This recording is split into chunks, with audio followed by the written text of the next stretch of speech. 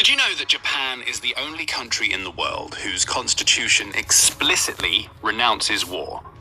Yes, the land of cherry blossoms and cutting-edge tech has a no-war clause written into its very DNA. That's why it's so obvious that a transformation is underway. Japan's military today is almost unrecognizable compared to the modest, defense-only force it once had. However, this transformation isn't surprising to anyone who's been paying attention to Japan's history. The world might see Japan as the poster child of pacifism, but the reality is far more complicated. For decades, Japan has walked a fine line, balancing peaceful ideals with the harsh realities of living in a dangerous neighborhood. But now the balance is tipping, and Japan is rethinking what pacifism really means in a world that's growing increasingly unstable. The writing is on the wall. Japan is entering a new chapter, one that could very well end the pacifist nation we thought we knew, and one that may soon see Japan return to the very war stance it swore off decades ago. Let's talk about it. Explaining why Japan swore off war in the first place seems like a pretty good place to start. After all, Japan's deep-rooted pacifism is a far cry from the militaristic powerhouse the nation was just a few generations ago. To understand this massive transformation, we must rewind the clock to a time when Japan was a proud empire, an empire driven by ambition, imperialism, and a brutal military machine. This machine was made possible by the sweeping industrialization of the late 19th and early 20th century. The rapid rise of factories, railroads, and military infrastructure, coupled with a swelling sense of nationalism, ballooned Japan's ambitions. It also turned Japan's gaze outward. The country felt threatened by the dominance of Western powers, so it sought to carve out its own empire, especially in Asia. The Japanese military's increasing role was directly tied to the nation's imperial dreams. This was a country that was prepared to fight, conquer, and expand at all costs. A country willing to drench its hands in blood on an industrial scale. So by the time the 1930s rolled around, Japan was on the warpath. In 1931, Japan invaded Manchuria, deepening its aggressive expansion in the Asia-Pacific region, which began with the annexation of Taiwan in 1895 and Korea in 1910. By 1941, Japan had escalated this ambition to new extremes, culminating in the attack on Pearl Harbor. This action single-handedly thrust the world into the Pacific theater of World War II. Over the course of the war, Japan's military engaged in atrocities, including the horrific Nanking Massacre, which claimed an estimated 100,000 to 300,000 Chinese lives. The country was becoming a force to be reckoned with, but also a pariah in the eyes of the rest of the world. Yet this aggression came at an unimaginable cost. According to some estimates, over 3 million Japanese soldiers and civilians died in the conflict. Another 200,000 plus lives were wiped out in the flash of the atomic bombs dropped on Hiroshima and Nagasaki. The shock of these bombs marked the devastating climax of a war that had already changed the world in unspeakable ways. But it wasn't just the loss of life that led to Japan's turn away from militarism. It was also the utter humiliation that followed. A nation that had once stormed the Pacific with its imperial ambitions was now on its knees, with its emperor forced to address the nation over the radio to announce Japan's surrender. The Japanese people, who had never before heard the voice of their emperor, were struck by the finality of it all. They realized that the militarization of Japan had been a mistake, and with that realization came a deep-seated hatred of anything military. After Japan's defeat, General Douglas MacArthur, the supreme commander of the Allied powers, spearheaded the country's demilitarization. His goal was simple: to create a better world out of the blood and carnage of the past, and that world, he believed, was one where Japan would never again wield military power. The centerpiece of this transformation was Article 9 of Japan's new constitution, adopted in 1947. This article renounced war and forbade Japan from maintaining military forces. Article 9 declared, aspiring sincerely to an international peace based on justice and order, the Japanese people forever renounce war as a sovereign right of the nation and the threat of use of force as means of settling international disputes. The article goes on to add, in order to accomplish the aim of the preceding paragraph, land, sea, and air forces, as well as other war potential, will never be maintained. As we now know, forever and never are tricky words. Turns out this was more of a for now kind of deal. But in all honesty, we knew this way before. Less than 5 years after the ink dried on Japan's pacifist constitution, the world was already pushing the country in a very different direction. When the Korean War erupted in 1950, the Cold War was in full swing, and the United States needed help. Japan was conveniently located as a bulwark against the communist threat, and suddenly Article 9 became more of a suggestion than a strict rule. Though Japan's Prime Minister at the time, Yoshida Shigeru, insisted his hands were tied, this didn't stop the US from practically begging Japan to remilitarize. Even after Japan regained its independence in 1952, the country remained tightly aligned with the United States through the US-Japan Security Treaty.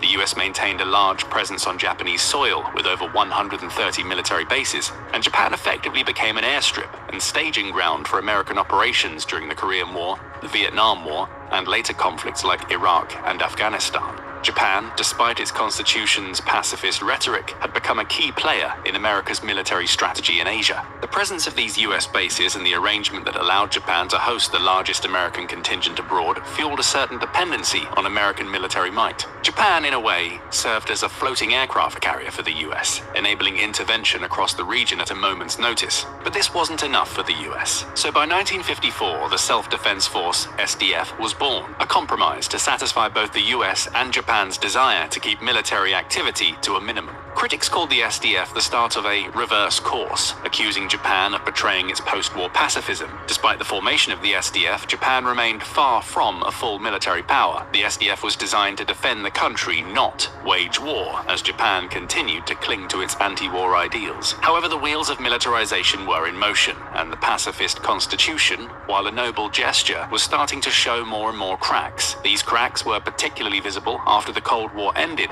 and the Soviet Union collapsed. The US-Japan military alliance, which had been largely justified by the need to counter communism, was now left without a clear purpose. Japan entered a period of economic stagnation and identity crisis. The booming economy of the 1980s collapsed, leaving many to question the nation's place on the world stage. At the same time, nationalist sentiment grew, and some leaders began to feel that Japan had apologized enough for its wartime actions, and that it was time to shed its post-war identity. This shift was reflected in the 1991 Gulf War, where Japan's refusal to send troops due to its pacifist constitution became a point of humiliation. So only a year later, the Japanese parliament authorized the country's participation in the United Nations peacekeeping operations. It started in Cambodia, where Japan sent 600 troops in an engineering unit, 75 civilian police officers, 8 unarmed military observers, and 41 civilian election observers. Next, Japan sent units to Mozambique to primarily coordinate the transport of personnel and cargo at harbors and airports. In total, the country dispatched 3 control units of 48 personnel each. Japan also sent 5 staff officers and 15 electoral observers. East Timor was another destination where Japan sent personnel in the early days, with over 2,000 engineering unit troops, 17 staff officers, and 3 civilian police officers in the contingent.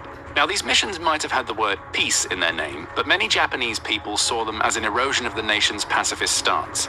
It wasn't a full-scale militarization, but it was a notable compromise. These reactions didn't seem to sway the Japanese government, as the country had quietly ramped up its military capabilities under the guise of defense by the late 2000s. The creation of anti-submarine helicopter carriers, essentially aircraft carriers with slight modifications, highlighted this growing militarization. So did the development of plans to fortify the Nansei Islands, where China was disputing a part of the territory. These plans indicated Japan's readiness to assert its security interests in the region. By 2010, Prime Minister Shinzo Abe took these ideas further, aiming to make Japan a normal country again, one with the right to defend itself and send troops to foreign engagements. A key moment came in 2014, when Abe approved a reinterpretation of Article 9. This move allowed Japan to exercise collective self-defense, essentially giving the country the right to fight alongside allies, including the US, if attacked. While Abe's government argued that this was a necessary step to ensure Japan's security in a changing geopolitical landscape,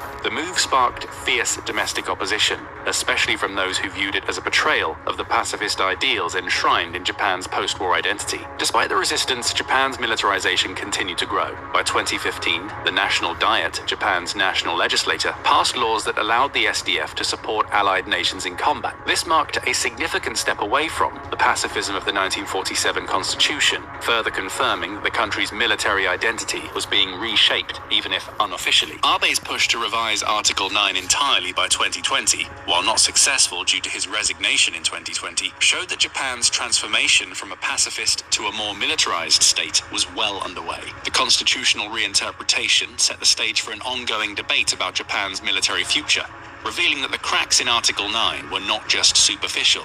They were structural and deepening as Japan navigated its security interests in a rapidly changing world. And then 2022 came and obliterated any lingering illusions about Japan's pacifism. The Russian invasion of Ukraine jolted the global order, forcing Japan to accelerate its trajectory toward a full-scale militarization. But why? Why did a conflict some 5,000 miles away, in a region with no direct connection to Japan, trigger such a profound response? The answer lies in the unsettling parallels and implications the invasion posed for Japan's own security. It wasn't just about Ukraine. It was a wake-up call that revealed just how vulnerable nations could be in the face of aggressive neighbors. And remember, Japan has as many as 3 such neighbors, and all 3 of them are nuclear-armed dictatorships: China, North Korea, and Russia itself. Russia's war in Ukraine highlighted that even a nation's historical restraint or a lack of offensive capability doesn't guarantee safety. Hitoshi Nakama, a Japanese nationalist politician and fisherman, that second part will make more sense later, summarizes this perfectly. Peace relies on a balance of power. Russia attacked Ukraine. It's a mistake to think that we won't be attacked because we don't have any army or military bases. That era is over. Okay, that era is over. You just saw what happened to Japan in 1945 under Supreme Commander, what was his name? Douglas MacArthur. Salaki, let me put this down.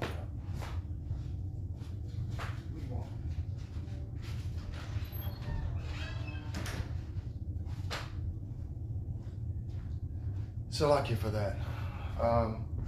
Anyway, yeah. But I lost my train of thought. Salaki. But yeah, Douglas MacArthur, right? What was it? Big Boy and Little Man, or Big Man and Little Boy, or whatever. You know what I mean? Fat Boy and Little Man, or whatever the fuck those atomic weapons that they used on Nagasaki and Hiroshima. These people have not forgotten what these American devils have done to their people. Okay, let's go into some biblical scriptures that I've been writing down as I was watching this video. It's like that just popped in my head, right? Okay, first off, I'm gonna go to Jeremiah, okay, chapter 51, of course. Hold on. Okay, Jeremiah chapter 51, verse 6, right? No, let's start at verse 7. Babylon hath been a golden cup in the Lord's hand, that had made all the earth drunken. The nations have drunken of her wine. Okay, now the wine are these wicked philosophies, because in Japan now you have LBGTQ plus 1. Okay, in Japan, what the fuck? Okay, then which is part of their pacifist ideology. They've gotten so used to it for so long, it's kind of hard to go back to the warlike mentality. But they have the self-defense force that's spreading. You see what I'm saying? Trying to get people to remember what these devils have done to them, right? The nations have drunken of her wine, right? Therefore, the nations are mad. Mutually assured destruction. They're pissed off about this thing. Okay? And they're building up all of their different weapons. Let's go over here to Joel chapter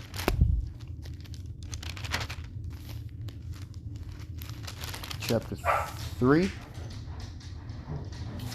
Slakia. Okay. Joel chapter 3, verse 9. Proclaim ye this amongst the Gentiles, prepare war, wake up the mighty men, let all the men of war draw near, let them come up. Right? Beat your plowshares into swords and your pruning hooks into spears. Let the weak say, I am strong. And that's what these devils are doing. Do you see exactly what Ammon, the Japanese, are doing, right? So I can't.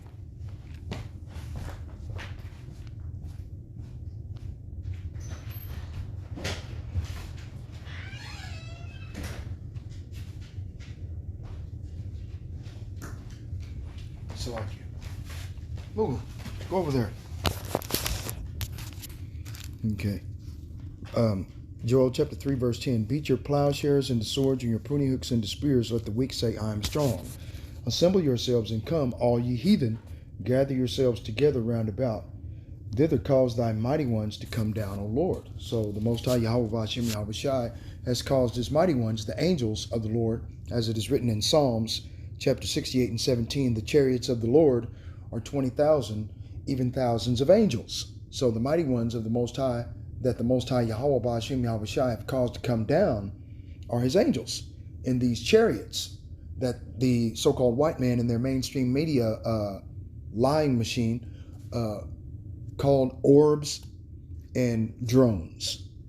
Every time they tried to send up, there was a rumor a few months back, a couple of months back, that Russia had tried to fight against one of the orbs and got shot down.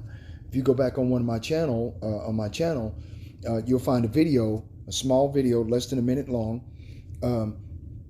I think it's one of my shorts that it showed one of the chariots of the Lord shooting down one of the drones that they'd sent up to try to fire upon it and use a laser beam weapon. Okay, some shit straight out of science fiction. Okay, but it was live. They recorded it. The chariot of the Lord shot down the drone. Shot it down. That motherfucker fell down on the ground like it was, I don't know, a dead fly on the wall. You know what I mean? I'm telling you, man. So, like I said before, man, the Most High, he's doing this deliberately and on purpose to these devils. Esau, Edom, the so-called white man, these motherfuckers got to pay for all the wickedness they've done.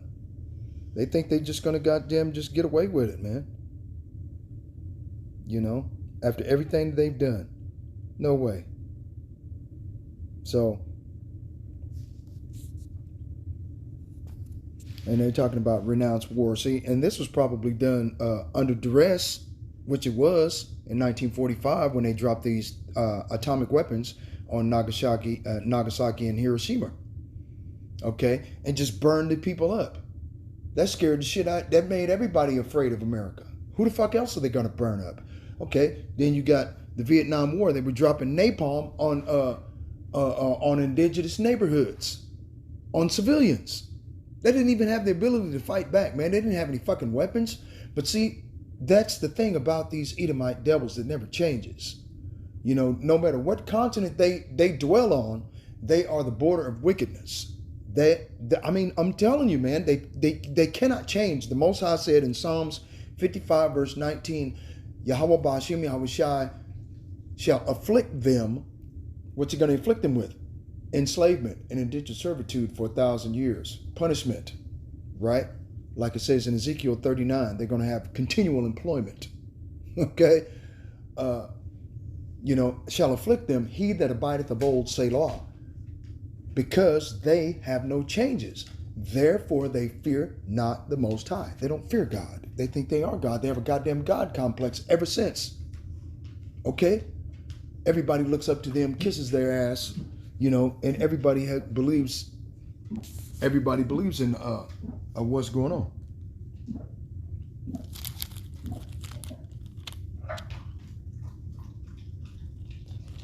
Man, see, go outside before I stomp you to death, please. So come here, dog. Go outside. Go outside. Go outside. That's the bitch. Yeah, both of y'all go outside with you. Go on. Sick and tired of it. Go on.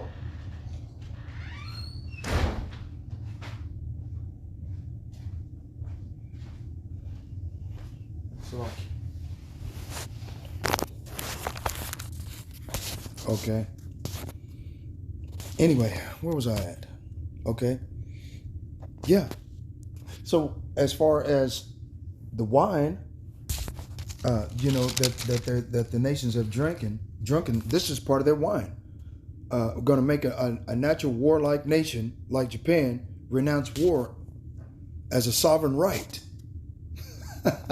If that ain't the wine, which is a fucking lie, man. You're going to make them, they under duress, under stress, under threat of complete genocidal annihilation, you know what I mean? Yeah, you make them renounce any war against any of the Edomite nations. Any of them. You're scared. Okay, and to pick up a pacifist ideology, man, get the fuck out of here, man. Really? Okay. Anyway, let's go to Joel. Oh, I just did that, didn't I? Let's go to Joel chapter, was it 3? Verse 12. Let the heathen be wakened and come up to the valley of Jehoshaphat, or Jehoshaphat, which is Yahweh's judgment. For there will I sit to judge all the heathen round about. Right? So all of the heathen nations have to build up and turn their plowshares into swords and their pruning hooks into spears and say that I'm strong in order to fit the biblical prophecy. So this way the Most High can have a reason to destroy them. You see? All right, let's go to Acts. You know, because I'm trying to make this a quick video. I never am able to make a quick video. It's just me trying.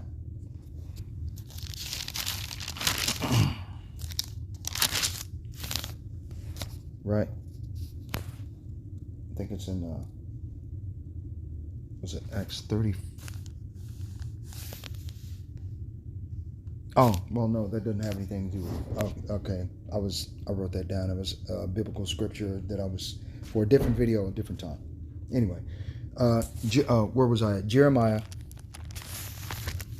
It was in Jeremiah chapter 49, I think it was. Jeremiah chapter 49, verse 2. Therefore, behold, the days come, saith the Lord, that I will cause an alarm of war to be heard in Rabbah of the Ammonites, right? The major city of Japan. And it shall be a desolate heap, right? And her daughters shall be burned with fire. Is this not what we just described, or what was just described in the video of Nagasaki and Hiroshima? The daughters were burned with fire. All the men were at war, okay? And America came up behind them. The same thing. This is out of a biblical playbook. I'm going to show you the contrast and comparison. The comparison there. Okay. Came up behind them, right? And destroyed all of the women, all of the children, all of the old, all of the young, and the pregnant women. Burned them with fire. Right? Then shall Israel select.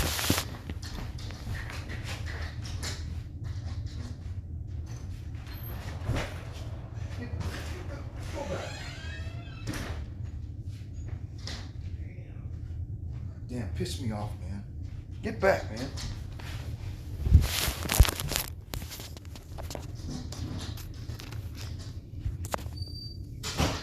Salakia. Jeremiah chapter 49, verse 2. Therefore, behold, the days come, saith the Lord, that I will cause an alarm of war to be heard in Rabbah of the Ammonites, and it shall be a desolate heap, and her daughters shall be burned with fire. Then shall Israel be heir unto them that were his heirs, saith the Lord. Right? So my point being is that Japan got burned with fire, and Esau, Edom, the so-called white man, is the one that done it. Same thing like he did back in, if you go back to Deuteronomy chapter 25. Deuteronomy chapter 25, verse 17.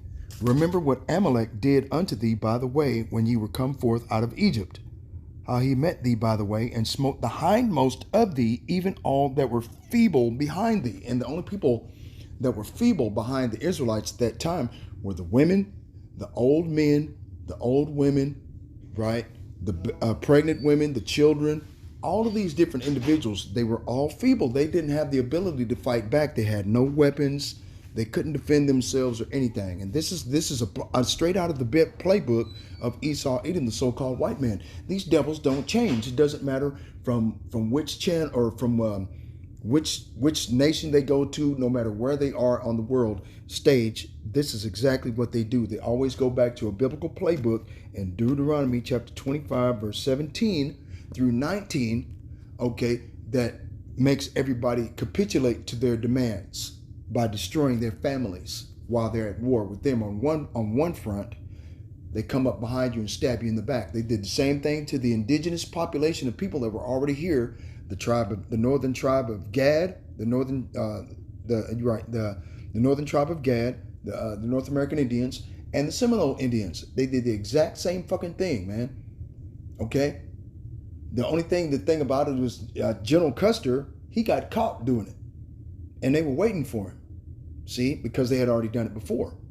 See, so they caught his ass and they took him out. Okay. Then here comes the American government and all the army with their full force, and just started attacking hundreds of thousands of men, women, children clear across the country, and enlisting the help of other Edomites on the other side of the world to travel to America as immigrants, where they give you land, you can call you a $5 Indian, put you on the Dawes Laws list, where you could get 25, 30 acres of land to do with whatever you wanted to do. All you had to do was help us exterminate all these Indians or savages, right? So we could take more land in the name of manifest destiny and Christianity.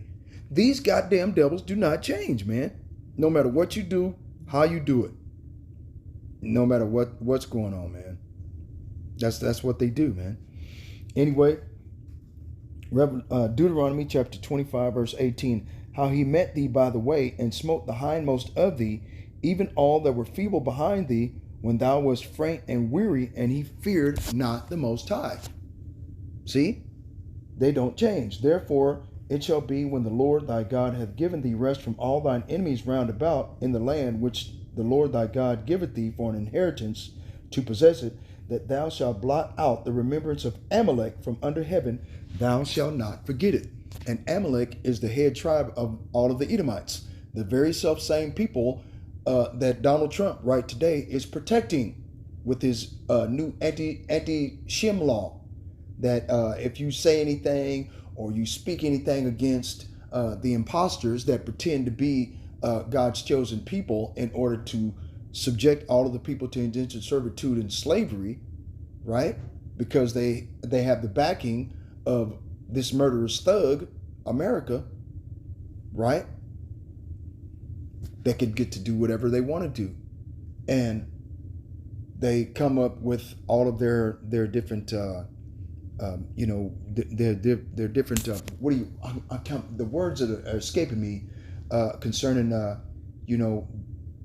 their, negotiations on a global scale, right? All the promises, all the covenants, all the peace agreements, treaties, okay, that they've signed, where they could barter and trade for certain amounts of money. Now Donald Trump has gone back before and then added these tariffs, which is extra taxes on top of what was already owed in order to do business with America.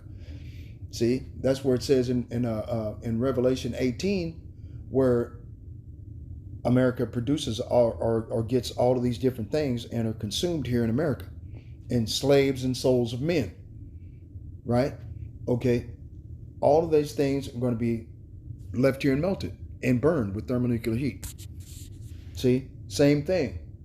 So the nations are mad, pissed off at all of these broken promises and broken covenants. And what they want to do is burn America. That's what everything is being set up, because the so-called black Hebrew Israelites, which black is a misnomer, okay? It's a mistruth. It's not real. It's not true, okay? It's a lie, okay? But what they're trying to do now by putting this misnomer out there, the so-called black people are dead in the eyes of the law.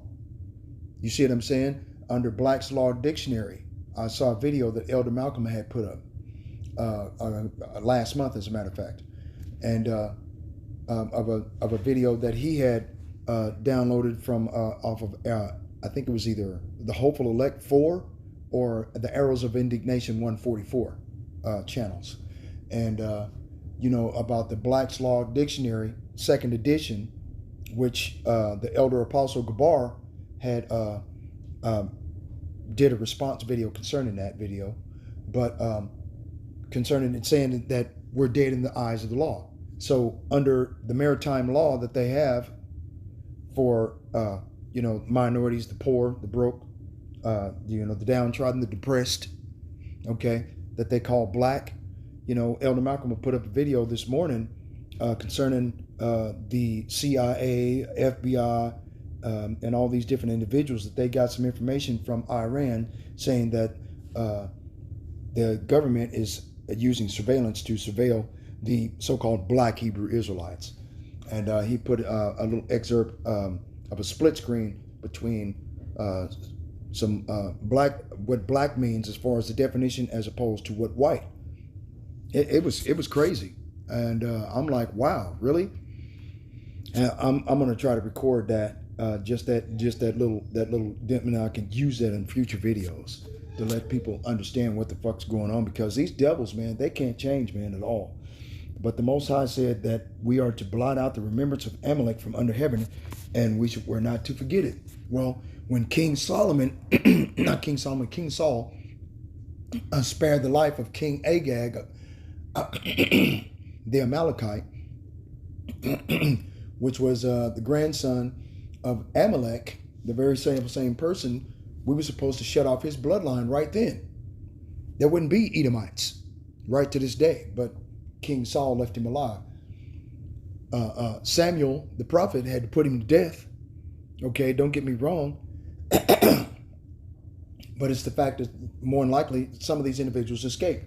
Then you got that all had already had lived at Mount Seir, and when King David conquered all of that land and subjected all of the Edomites and had Mount Seir surrounded by garrisons, okay, we took some of them people as slaves, okay.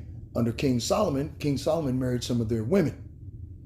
Okay, some of their women had children by King Solomon that rose up against King Solomon because of his disobedience to keeping the commandments of the Lord and following after false gods and idols. You see what I'm saying? And so these people have been consistently in history. Even they came up against Mordecai and Esther in the book of Esther under Haman the Agagite, right? King Agag the Amalekite. So Haman was a direct descendant of King Agag the Amalekite. Haman the Agagite, okay? His daddy was the son or grandson of King Agag the Amalekite, of Haman the Agagite. Okay, that's where he got it from, okay? And Haman was trying to do everything he could to destroy Mordecai and the Israelite people, because we worship the Most High Yahweh Ba'ashem Yahweh Shai and fear him and keep his commandments, and we don't participate in the world at that time. We were separated from the world, okay? And what they were trying to do is what King Nimrod was trying to do at the Tower of Babel, and bring all the nations of the world together, okay, to fight against the Most High. You see what I'm saying? You see what I mean? These motherfuckers continue to repeat over and over and over the same old thing. Bam, bam, bam. They never change. You see? But anyway, where was I at? It was at Jeremiah chapter 49. Jeremiah chapter 49.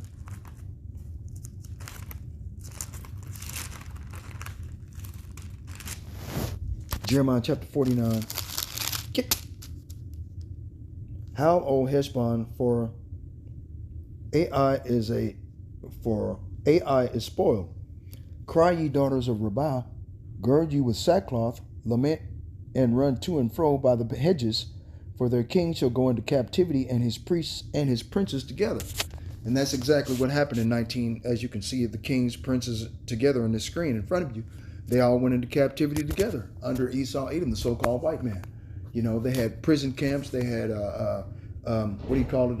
Like FEMA-like camps back in the 1940s during the World War II for so-called Japanese Americans, okay, that were born here, raised here, that joined the military, fighting on the side of America, and still got mistreated. You see what I'm saying? You see what white privilege and white supremacy does for these devils? It makes them think that they're better than everyone else when they're actually the scum of the earth. Okay? Let's go to Jeremiah chapter 50. verse 14. Put yourselves in array against Babylon round about, all ye that bend the bow. Shoot at her, spare no arrows, for she hath sinned against the Lord. Now, they're beating their plowshares and spears and their pruning hooks and swords, right? And these swords are thermonuclear weapons. So the self-defense force of Japan, okay, in this video, okay, are making weapons on their own, unbeknownst to America and Babylon the Great, Great Britain, and all of the other G7 nations that they're supposedly be a part of. Okay? Verse 15, shout against her round about. She hath given her hand. Her foundations are fallen. Her walls are thrown down, for it is the vengeance of the Lord. Take vengeance upon her, as she hath done, do unto her. Okay? So that's what the reason why let the weak say I'm strong, like it says in Joel chapter 3, verse 9 and 10. Right? Obadiah chapter 1, verse 7. Let's see if I can. Verse 7. Obadiah 1 and 7. All right. All the men of thy confederacy have brought thee even to the border. The men that were at peace with thee have deceived thee and prevailed against thee. They that eat thy bread have laid a wound unto thee. There is none understanding in him. Right? So, you know, the grievous wound that they've laid under the feet of Esau Edom is that carpet that they're going to snatch off them up underneath them. As soon as they think that, you know, they got everything under control with these tariffs, everybody's going to start charging them with extra tariffs, which is going to cause hyperinflation here in America and make things worse for the consumer and for the middle class, which are the people that go to work every day. You see what I'm saying? Hell, they got families and everything, but, you know, you think Esau Edom cares? He didn't give a shit. He's all about money with him. He's a bloodthirsty animal and needs to be put down, right? So all the men of thy confederacy will bring them even to the border. The border of what? The border of wickedness, betrayal. See? And this is exactly what's going to happen. Or what's in the process of happening right now on the mainstream media. Let's go to Habakkuk. If I can find Habakkuk. There it is. Let's go to Habakkuk. Chapter, Habakkuk? Yeah, Habakkuk chapter, no, it wasn't Habakkuk. I wrote it down wrong. I wrote it down wrong. Okay, now I can't remember. Okay. It was Habakkuk chapter 2, 7 and 8. Salakia. Shall they not rise up suddenly that shall bite thee, and awake that shall vex thee? And thou shalt be for booties unto them? Verse 8, because thou hast spoiled many nations, all the remnant of the people shall spoil thee, because of men's blood, and for the violence of the land, and of the city, and of all that dwell therein. Okay?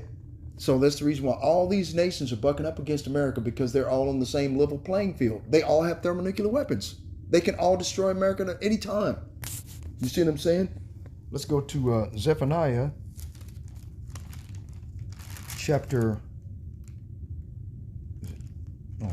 Zephaniah chapter 1, verse 14. The great day of the Lord is near. It is near and hasteth greatly. Even the voice of the day of the Lord, the mighty man shall cry there biblically. Right? So you got guys going over here to fitness and working out, pumping up, you know. That's the reason why I laid off from working out, because what's the sense? I don't want to be caught up in a biblical prophecy. You know what I mean? You know, especially that would be standing against me as a witness. Right? Maybe I'm looking at it wrong. Okay, because it says in the biblical scriptures, you know, that bodily exercise profiteth little, but you're supposed to exercise your faith in the Most High Yahweh Shai Hamashiach. Roughly paraphrases, but yeah. Bodily exercise profits a little. So, you know, that gives us leeway to at least work out to keep our bodies in shape, watch our diet, what we're eating, and what we're putting in our bodies, because they're poisoning us every day with whatever they can poison us with, or keep our bodies so diluted with leaven and unclean foods that the Most High would simply disregard us altogether as hypocrisy or hypocrites and destroy us wherewith. That's what Esau Edom is betting on. That's the reason why they're deliberately trying to turn all of the nations deliberately against America. Okay, because it's that time that the Most High Yahweh Ba'ashem Yahweh Shah, these devils fulfill his will. Right? Let's go to Proverbs chapter 21. Salakia. Verse 1. The king's heart is in the hand of the Lord, as the rivers of water. He turneth it whithersoever he will. See? So the Most High is controlling all of the minds and hearts of all of these different heathen nations, including Esau, Edom, making them add tariffs on to everybody. Okay? Which is pissing off all the different nations and stirring them up and making them a symbol for war, saying that I am strong, because now they have all military, different types of military. So this is like one of the last nations that are turning their pruning hooks into swords and their plowshares into spears, right? That are coming up against America, Babylon the Great. See? Now, where was we at? I was at Zephaniah chapter 1, verse 15. That day is a day of wrath, a day of trouble and distress, a day of wasteness and desolation. Right? Yep, a day of desolation, a day of darkness and gloominess, a day of clouds and thick darkness. Right? So let me see if I can find you a picture of the destruction of this devil. Salakia. Okay, hold on. Boom. Do it like that. Right? Because, I mean, you know, they got to go, man. They've destroyed everything. Look, there's one. Okay. There's one. Okay. There's one. Okay. So all of these things are going to happen, right? A day of the trumpet and alarm against the fenced cities and against the high towers, right?